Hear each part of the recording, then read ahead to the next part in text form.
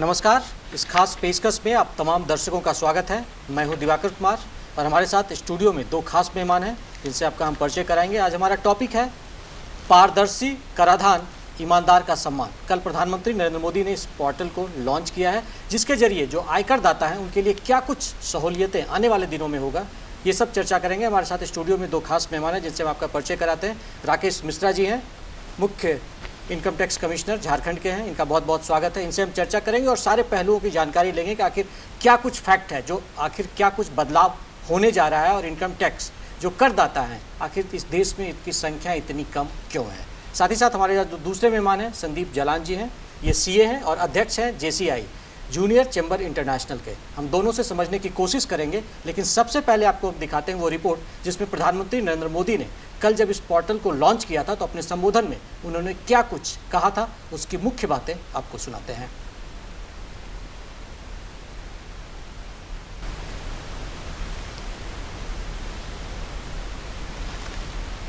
ये नए भारत के नए गवर्नेंस मॉडल का प्रयोग है। अब टैक्स सिस्टम भले ही फेसलेस हो रहा है, लेकिन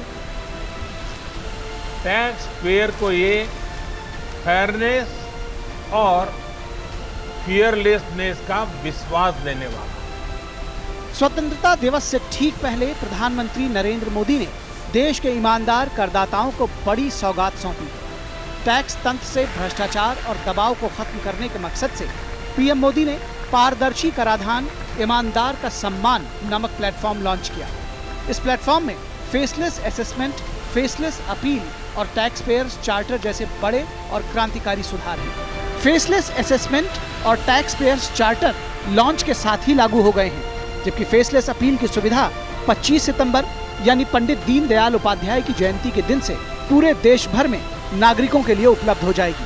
कोशिश ये है कि हमारी टैक्स प्रणाली सीमलेस हो, पेनलेस हो, फेसलेस हो।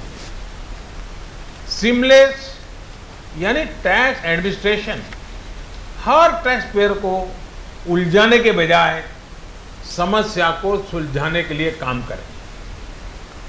पेनलेस यानी टेक्नोलॉजी से लेकर रूल्स तक सब कुछ सिंपल हो। हम जिस शहर में रहते हैं, अभी तक उसी शहर का टैक्स डिपार्टमेंट हमारी टैक्स से जुड़ी सभी बातों को देखता है। विश्वास और पारदर्शिता बढ़ाने वाले इस नए तंत्र में अपील देश में किसी भी अधिकारी को रैंडम तरीके से आवंटित की जाएगी। डेटा एनालिटिक्स और आर्टिफिशियल इंटेलिजेंस के जरिए केस का आवंटन होगा। अपील पर निर्णय लेने वाले अधिकारियों की पहचान अज्ञात रहेगी। अधिकारी के सामने उपस्थित होने या कार्यालय जाने की जरूरत नहीं होगी। इस सिस्टम से करदाता और इनकम टैक्स दफ्तर को जान पहचान बनाने का, प्रभाव और दबाव का मौका अब जीरो हो गया। सब अपने अपने दायित्व के हिसाब से काम करेंगे। इस मौके पर प्रधानमंत्री ने हाल के वर्षों में शासन और प्रशासन में हुए बड़े सुधारों का जिक्र भी किया, जिसके चलते न सिर्फ देश तेज विकास के रास्ते पर आगे बढ़ा है, बल्कि आम लोगों की सहूलियतें भी बढ़ी हैं। हमारे लिए रिफॉर्म का मतलब है रिफॉर्म नीति आधारित हो, टुकड़ों में नहीं हो, होलिस्टिक हो और एक रिफॉर्म दूसरे रिफॉर्म का आधार बने, नए रिफॉर्म का मार्ग बनाए। ये निरंतर सतत चलने वाली प्रक्रिया है। बीते कुछ वर्षों में देश में 1,500 से ज्यादा कानूनों को समाप्त किया गया। प्रधानमंत्री ने यह भी कहा कि बीते 6 वर्षों में भारत ने टैक्स तंत्र में गवर्नेंस का एक नया मॉडल विकसित होते देखा है। बीते 6-7 वर्षों में स्क्रूटनी वाले मामलों की संख्या 4 गुना कम हुई है। इतने बड़े देश में सिर्फ 130 करोड़ में से 1.5 करोड़ साथी ही इनकम टैक्स जमा करते हैं। मैं आज देशवासियों से भी आग्रह करूं, जो सक्षम है उनको भी आग्रह करूं भिन्न भिन्न करके व्यापार उद्योग के संगठन चलाते हैं उनको मैं आग्रह करूंगा, इस पर हम सबको चिंतन करने की जरूरत है। देश को आत्मचिंतन करना होगा और ये हमारा आत्मचिंतन ही आत्मनिर्भर भारत के लिए आवश्यक है, अनिवार्य है। नए सुधारों के बाद सबसे पहला सवाल हमारा राकेश मिश्रा जी से। सर, किस तरीके से प्रधानमंत्री ने कहा कि आत्मचिंतन भी करने की ज़रूरत है हमें, जो हमारे टैक्स पेयर्स की संख्या है वो बहुत कम है, वैसे में ये जो पोर्टल आया है, लाया गया है, इससे क्या कुछ लगता है कि करदाता जो उनको सहूलियत मिलने वाली है? प्रधानमंत्री जी के संबोधन में आपने सुन ही लिया है कि जो इस पूरे पोर्टल का प्रारूप, ये मैं आपको थोड़ी सी इसकी बैकग्राउंड बता देता हूँ। विभाग टेक्नोलॉजी को काफ़ी यूज़ कर रहा है। हमारे पास में इंफॉर्मेशन आई है, उसको हम असेसमेंट के लिए यूज़ कर रहे हैं और साथ ही साथ करदाताओं को हम बेहतर सुविधा प्रदान कर सकें, इसके लिए हम सतत प्रयत्नशील हैं। पिछले वर्ष ये कुछ शहरों में ये ई असेसमेंट की प्रक्रिया लागू हुई थी। इसमें एक्ट के अंदर भी अमेंडमेंट पहले आ गया था कि टीम बेस्ड और ज्यूरिसडिक्शन फ्री असेसमेंट। अभी तक जैसा आपने सुना है कि आप अगर रांची में हैं तो आपका रांची कार्यालय में आना पड़ेगा और आपका ज्यूरिसडिक्शन निर्धारित था। अब इस व्यवस्था के तहत आपका ज्यूरिसडिक्शन केवल रांची में नहीं रहेगा, आप ई फाइलिंग पोर्टल पे अपना रिटर्न फाइल करिए। अगर वो स्क्रूटनी में आता है, वो भी मशीन डिसाइड करेगी, कंप्यूटर डिसाइड करेगा कुछ पैरामीटर के आधार पर, ऑब्जेक्टिव एनालिसिस होगा। तो अगर वो स्क्रूटनी में आता है तो वो केस आपका हिंदुस्तान में किसी भी असेसिंग ऑफिसर को असाइन कर दिया जाएगा। जो सारी प्रक्रिया होगी निर्धारण की, क्वेश्चन आंसर की, वो हमारा एक नेशनल ई असेसमेंट सेंटर है, उसके माध्यम से करदाता के पास में जाएगी। करदाता को भी नहीं पता होगा कि कौन उसका निर्धारण अधिकारी है, ना निर्धारण अधिकारी को ये पता होगा कि वो किस करदाता का असेसमेंट कर रहा है। तो इसमें काफ़ी ऑब्जेक्टिविटी आएगी, काफ़ी ट्रांसपेरेंसी आएगी और जो अड़चनें करदाता को आ रही थी वो हमारी आशा है कि वो इस स्कीम के तहत दूर हुई। आशाएं हैं कि ये जो नए पोर्टल जो लॉन्च किया गया है, इसके जरिए जो दुश्वारियां एक तरह से कह सकते थे कि इनकम टैक्स के लोग जो थे वो डरते भी थे। अगर किसी के घर पे नोटिस आ गया तो पता नहीं उसके हाथ पैर सब फूल जाते थे कि अब आगे क्या होगा। तो ये एक जो डर का माहौल था, मेरे ख्याल से क्या मिश्रा जी ये खत्म होगा? देखिए, डर का माहौल सिर्फ नोटिस आने से डरना नहीं चाहिए, मुझे ये कहना है जी। और प्रधानमंत्री महोदय का अगर आपने संबोधन सुना हो तो उसमें उन्होंने कहा है कि हमें आत्मचिंतन करना है, जैसे कि हम आत्मनिर्भर भारत की ओर अग्रसर हों। मैं उनके संबोधन से पूर्णतः सहमत हूँ कि केवल 1.5 करोड़ को जो अगर हमारे टैक्स पेयर हैं 130 करोड़ की संख्या में, तो ये कम संख्या है। तो हमें आत्मचिंतन करने की आवश्यकता है। अब हमारे पास में चूँकि सब कुछ इन्फॉर्मेशन भी हमारे पास में अच्छा डेटाबेस है, तो मेरा अनुरोध है इस कार्यक्रम के माध्यम से अपने सम्मानित करदाताओं से कि यदि आपने कोई ट्रांजेक्शन किया जिसमें आपकी आय का कुछ अंश आता है, तो अब वो छुपाने वाली जो हमारी एक प्रवृत्ति थी उससे हम लोग दूर हटें, उसको आप अपने रिटर्न में भरें। मैं ये भी बताना चाहूँ कि अब हमारी रिटर्न भरने की प्रक्रिया भी काफ़ी सरल हो गई है। मैंने अपना स्वयं का जो रिटर्न भरा था उसमें कई सारे मेरे जो ट्रांजेक्शन थे वो प्री फिल्ड आ रहे हैं और भविष्य में ये संख्या बढ़ती रहेगी। अभी विभाग ने एक और प्रक्रिया करी है, जो हमारे पास इन्फॉर्मेशन थी उसको करदाता के माध्यम से, इलेक्ट्रॉनिक माध्यम से हम कन्वे कर रहे हैं, जिससे कि अगर भूलवश या किसी कारणवश आपने उस ट्रांजेक्शन को अपने रिटर्न में नहीं दिखाया है तो आप उस रिटर्न को रिवाइज कर सकें। अब जब ये प्रणाली आ जाएगी तो केवल नोटिस उन्हीं को जाएगा जिन्होंने कुछ चीज़ छुपाई है।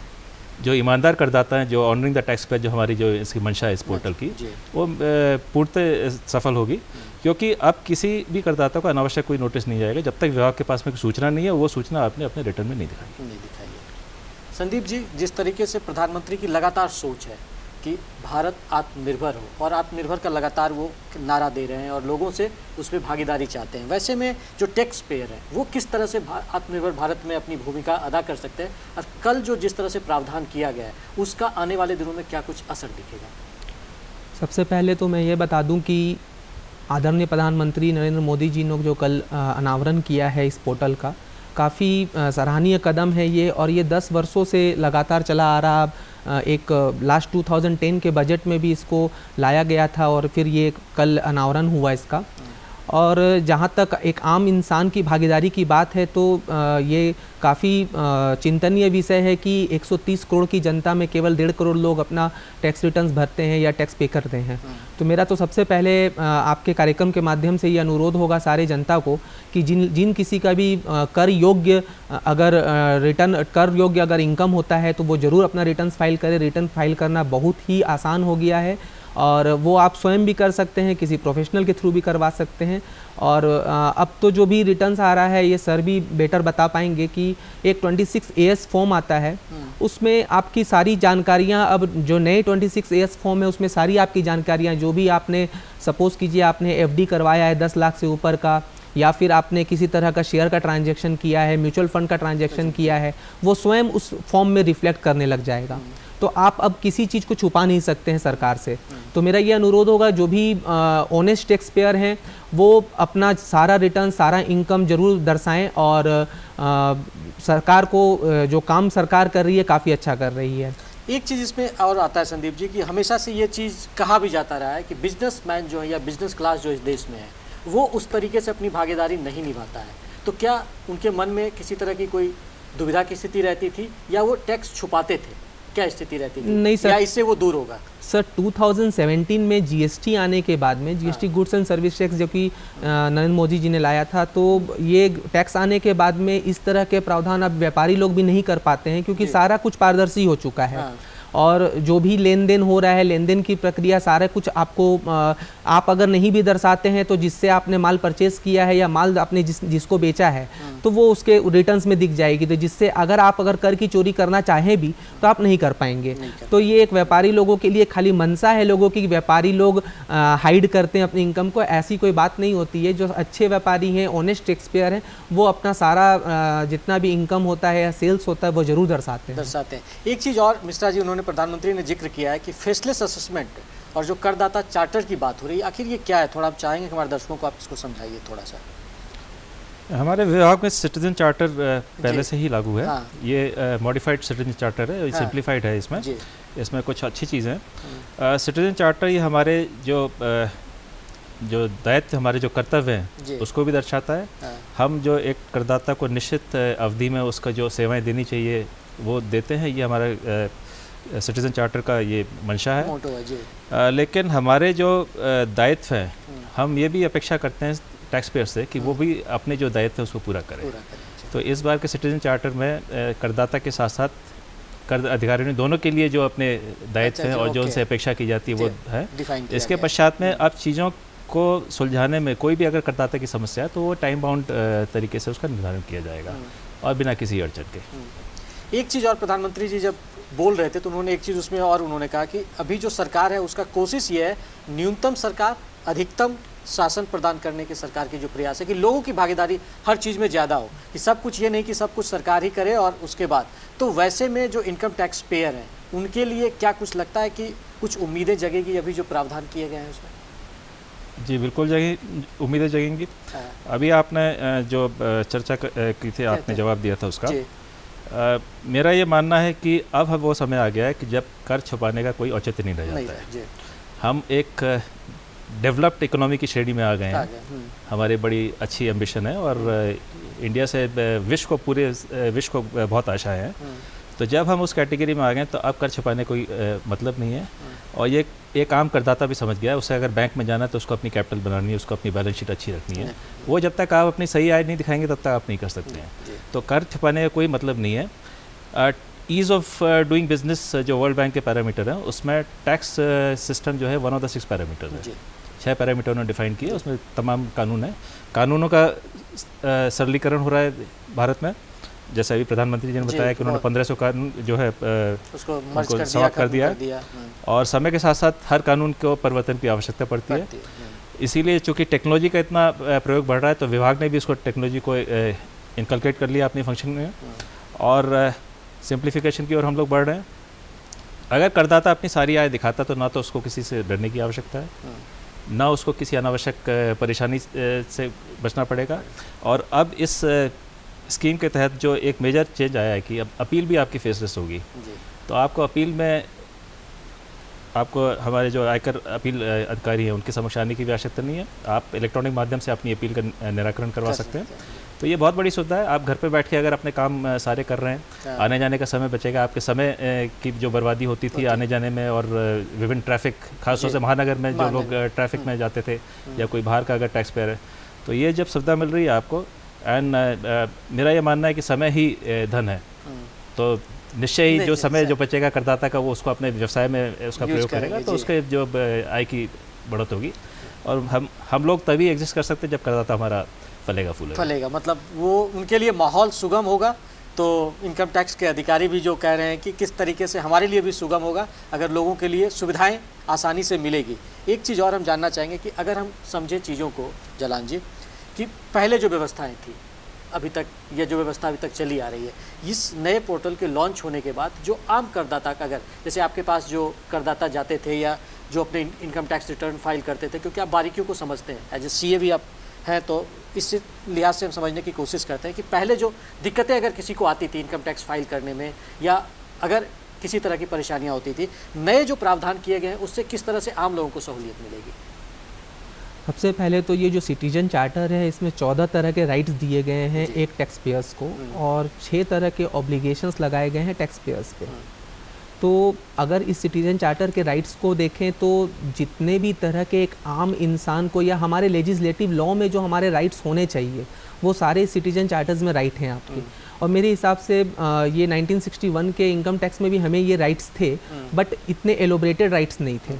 तो अब जो करदाता जो भी अपना रिटर्न्स फाइल करेंगे, तो रिटर्न्स फाइल करने तक तो वो जो प्रक्रिया थी वो चलेगी, लेकिन रिटर्न्स फाइल करने के बाद में जो असेसमेंट की बात होती है, तो वो असेसमेंट, सेल्फ असेसमेंट हम लोग करके देते हैं डिपार्टमेंट को। डिपार्टमेंट फिर उसका स्क्रूटनी करती है। स्क्रूटनी करने से अगर किसी के इनकम में अगर डेविएशंस दिखता है या सेल्स में डेविएशन दिखता है, तो उससे इंफॉर्मेशन मांगा जाता है, बुक्स ऑफ अकाउंट्स मांगा जाता है। तो पहले क्या होता था कि इसमें हमें बल्कि बुक्स एंड अकाउंट्स हमें डिपार्टमेंट लेके जाना पड़ता था। सर ने बताया कि जाम की समस्या रहती थी, प्लस टाइम इन्वॉल्वमेंट काफ़ी ज़्यादा था। तो अब इस तरह के प्लेटफॉर्म के आने से, क्योंकि इसमें काफ़ी अच्छा gigabytes, if I am not wrong, gigabytes का स्पेस दिया गया है अपलोड करने के लिए डॉक्यूमेंट्स को। आपको PDF में अपलोड करना है स्कैन करके डॉक्यूमेंट्स को। और इसके अलावा अगर जो आपके असेसिंग ऑफिसर होंगे, शायद रांची का असेसी के लिए असेसिंग ऑफिसर चेन्नई में होंगे, जो कि ना असेसी को पता होगा ना असेसिंग ऑफिसर को पता होगा कि वो किसका असेसमेंट कर रहे हैं। तो उस केस में जब हम डॉक्यूमेंट अपलोड करेंगे, और उस केस में अगर किसी तरह की इंक्वायरी की ज़रूरत होगी, तो मैं एक जगह पढ़ भी रहा था राइट फॉर सर्टेनिटी के अंदर में, कि अगर इंक्वायरी की ज़रूरत होगी तो एक सूटेबल प्लेस, सूटेबल टाइम दिया जाएगा, जिसके अंतर्गत इंटरव्यू करने के लिए जगह हो सकता है रांची के ही किसी जगह पे इंटरव्यू किया जाए उस असेसी का, अगर किसी तरह का रिक्वायरमेंट होता है तो इस तरह की जो सुविधा है, इससे जितनी भी भ्रांतियाँ थी कि इस तरह का असेसमेंट जब होने लग जाएगा तो हम अपने बातों को नहीं रख पाएंगे, तो ऐसा कुछ नहीं है। कोई भी टैक्स पेयर अपनी सारी बातों को सामने असेसिंग ऑफिसर के सामने रख सकता है। इसके अलावा जब असेसिंग ऑफिसर जब असेसमेंट कर देते हैं, उसमें अगर कुछ खामियां रह जाती हैं, तो रेक्टिफिकेशन राइट को ट्रांसफ़र करने का भी इसमें प्रावधान है, कि जो कि जुरिडिक्शन में ट्रांसफ़र किया जा सकता है अगर कोई रेक्टिफिकेशन करवानी है आपको। तो उसके बाद भी अगर आपको अपील फाइल करना है, तो अपील अगेन वो ये भी आपका अब विदाउट ह्यूमन इंटरफेरेंस हो गया है कि आपको सब कुछ डिपार्टमेंटल पोर्टल में अपलोड करना है और आपका अपील फाइल हो जाएगा। तो पहले राकेश जी कह ही रहे हैं कि टेक्नोलॉजी का बहुत ज़्यादा सहारा लिया ही जा रहा है डिपार्टमेंट की ओर से। एक चीज़ और राकेश जी जो कहा है सरकार ने कि नवीनतम व्यवस्था जो कर प्रणाली ये जो की गई है, इसमें कानूनी बोझ को कम करने के बहुत सारे प्रावधान किए गए, तो कैसे लगता है कि कानूनी बोझ लोगों का कम हो जाएगा इसमें? देखिए, सबसे पहला तो जो है हमने जो रिटर्न का जो फॉर्म है उसको काफ़ी सिंप्लीफाई किया है। बता दीजिए। उसमें काफ़ी सारी पैरामीटर्स वो आ गई। कई बार क्या होता था कि हम अनावश्यक भूलवश कुछ चीज़ें छूट जाती थी। जब रिटर्न आपका इतना डिटेल रहेगा जिसमें कि आपको ट्रांजैक्शन कुछ छोड़ने का स्कोप नहीं रहता, तो बट नेचुरली कि आप अपने आप स्वतः देंगे। दूसरा, मैं इस व्यवस्था के बारे में थोड़ा सा बता दूँ, मैं आपको ब्रीफ कर दूँ। अभी तक रांची चीफ कमिश्नर के पास में जमशेदपुर में प्रिंसिपल कमिश्नर, 4 प्रिंसिपल कमिश्नर थे, जमशेदपुर, धनबाद, हजारीबाग और रांची। अब हमारे इस व्यवस्था के तहत एक असेसमेंट यूनिट बनेगी जो एक प्रिंसिपल कमिश्नर हेड करेगा, एक उसमें वेरिफिकेशन यूनिट बनेगी, एक उसमें टेक्निकल यूनिट बनेगी। अब इन यूनिट का सबका अपना अलग अलग काम है। जो क्वेश्चनर इशू होगा, जो नोटिस इशू होगा, अगर आपका केस स्क्रूटनी में आता है, जो 0.2% केसेस हम स्क्रूटनी में कर रहे हैं, हम सारे करदाता की बात नहीं कर रहे, हम केवल 0.2%, उनका क्वेश्चनर NEAC इशू करता है, जो अभी तक व्यवस्था चली आ रही है। करदाता उसका जवाब देगा एक निश्चित समय सीमा के अंतर्गत, और मैं अपेक्षा करता हूँ करदाताओं से, चूँकि कि अपने अपने जहाँ उनकी E-फाइलिंग पोर्टल है उसको ज़रूर वो समय से देखें, और उसमें जो उनकी क्वेरी अगर आ रही है उसको समय से अनुपालन करें। जब जवाब आएगा तो वो जवाब जो असेसमेंट यूनिट है उसके अधिकारी के पास मिल जाएगा। यहाँ एक असेसमेंट यूनिट के अंतर्गत 4 एडिशनल कमिश्नर, 1 डिप्टी कमिश्नर और 5 ITO है। कौन ITO या कौन डिप्टी कमिश्नर किसका केस कर रहा है इसको जानकारी नहीं होगी। उसका असेसमेंट करने के पश्चात में जो निर्धारित का जो जवाब है उसके बेसिस पर वो अपना एक आंकलन करेगा कि उसकी आय कितनी होनी चाहिए। यदि उसमें कुछ डिस्प्यूट है तो वो ड्राफ्ट असेसमेंट ऑर्डर NESE के पास भेजा जाएगा। NESE बिजनेस एनालिटिक्स यूज़ करके उसको देखेगा कि उसमें कितना रिस्क आ रहा है, कितना उसको रिस्क मैनेज कर सकते हैं, और आवश्यकता पड़ी तो अगर उसमें फर्दर या असेसमेंट यूनिट को अगर कुछ इंक्वायरी करानी है तो वो इंक्वायरी के लिए उसको NESE को रिक्वेस्ट करेगा। NESE एक वेरिफिकेशन यूनिट के पास में उसको भेज के और उसको वेरीफाई करके इंक्वायरी करवाएगी। उस इंक्वायरी में अगर फिजिकल अपीयरेंस की आवश्यकता होती है तो उसके लिए परमिशन लेनी पड़ेगी उस अधिकारी को। उसके पश्चात जब वेरिफिकेशन यूनिट के पास में आएगा फिर इधर जाएगा। एक टेक्निकल यूनिट है कि अगर आपको कुछ टेक्निकल जानकारी चाहिए, कोई लीगल नॉलेज की आवश्यकता है तो वो उसके पास में जाएगा। जब इतनी सारी यूनिट्स इसमें काम कर रही है तो बट नेचुरल की जो असेसमेंट ऑर्डर पक के आएगा, जो बन के आएगा, वो अपने आप में कानूनी रूप से बहुत सही होगा। उसमें आगे अपील की संभावना बहुत कम होगी और हमारी अपेक्षा रहेगी जब यह निर्धारण आदेश से करदाता के पास में जाएगा तो वो अपना टैक्स सही अदा कर देगा। तो ये इसमें बहुत सिंप्लीफिकेशन रहेगा, क्योंकि जब आपके पास में अभी ऐसा होता है कि किसी कारणवश अगर करदाता ने अपना जवाब नहीं दिया तो उसके ऊपर निर्धारित अधिकारी के पास में कोई दूसरा चारा नहीं होता बजाय इसके कि वो उसको कानून के हिसाब से उसको कार्रवाई करे या जो भी। अब चूंकि इतने सारे चैनल है उसको बार बार उसको मौका दिया जाएगा अपनी बात रखने का, इसलिए जो निर्धारण आदेश होगा वो स्वतः ही होगा। और हमारा मानना है कि इससे जो हमारी जो डिमांड है जो पहले खड़ी हो जाती थी वो कम रहेगी, जो डिमांड रहेगी वो कलेक्टिव डिमांड रहेगी। तो डिमांड भी घटेगी और कलेक्टिव डिमांड होगी। एक चीज़ जो आखिरी सवाल की ओर हम बढ़ रहे हैं क्योंकि समय का अभाव है हमारे पास, एक चीज़ दोनों से हम ये सवाल जानने की कोशिश करेंगे कि देश में आयकर दाताओं की संख्या बहुत कम है, वैसे में जो नई व्यवस्था लागू की गई है, ऐसे में क्या राकेश जी उससे लगता है कि आने वाले दिनों में इसका एक पॉजिटिव इम्पैक्ट दिखेगा और ज़्यादा आयकर दाता हो जाएंगे देश में? जी, अगर मुझे पता है कि मेरी कुछ ट्रांजेक्शन मैंने की है जिसके ऊपर मुझे आय देनी है और यदि विभाग मुझे वो ट्रांजेक्शन बता रहा है तो चाहे मैं एक काम करदाता हूँ या मैं एक बहुत बड़ा व्यवसायी हूँ, मैं उस चीज़ को छुपा नहीं सकता। जब ये चीज़ मेरी जानकारी में आ जाएगी तो मैं बट नेचुरली इसको अपने रिटर्न में दिखाऊंगा। जब ये रिटर्न में आएगा तो हमारा जो करदाता का जो बेस है वो बढ़ेगा और जो हमारा कर का जो संग्रहण है वो भी बढ़ेगा। क्या संदीप जी? राकेश सर ने जो कहा बिल्कुल सही कहा कि जब हमारा स्वतः रिटर्न फाइल होके आएगा, करने वाला प्रीफिल्ड आएगा, तो जब प्रीफिल्ड आएगा उसमें बहुत सारी ऐसी जानकारियाँ होंगी जो कि शायद अगर खुद से भरते तो नहीं जानकारी लग पाती या छूट जाता वो जानकारी। तो जब वो प्रीफिल्ड रिटर्न हमारे पास में आ रहा है तो हमें सब जानकारियाँ मिली भी रहेंगी, हमें केवल उसको कलेक्ट करके अच्छे फ्रेम करके और रिटर्न फाइल करनी रहेगी। तो जब ये इतनी अच्छी सुविधा रहेगी तो उस केस में जो भी नॉर्मल करदाता हैं, जो भी लेमेन है, वो भी रिटर्न फाइल कर पाएंगे। तो उस केस में मुझे लगता है कि हमारे रिटर्न्स की संख्या बढ़ेगी और इसके लिए मैं ये भी चाहूँगा कि डिपार्टमेंटल स्तर से और बल्कि हमें सामाजिक स्तर से भी इस चीज़ का प्रचार प्रसार करना चाहिए कि रिटर्न फाइल कीजिए। रिटर्न फाइल करने से आपको काफ़ी अच्छी बेनिफिट भी होती है। जैसे अगर आपको लोन लेना है तो रिटर्न्स की आवश्यकता होगी, आपको किसी तरह का और एजुकेशन अपने बच्चों को करवाना है तो आपको रिटर्न्स की आवश्यकता होगी। तो इस तरह के किसी भी चीज़ के लिए आज के दिन में ITR की ज़रूरत सबको पड़ती है। तो मैं आपके चैनल के माध्यम से ये बोलना चाहूँगा कि जितने भी करदाता हैं और आपका अगर कर योग्य आय है तो अपना रिटर्न ज़रूर फाइल करें। अपना रिटर्न आप ज़रूर फाइल करें। फाइनल कमेंट राकेश जी से।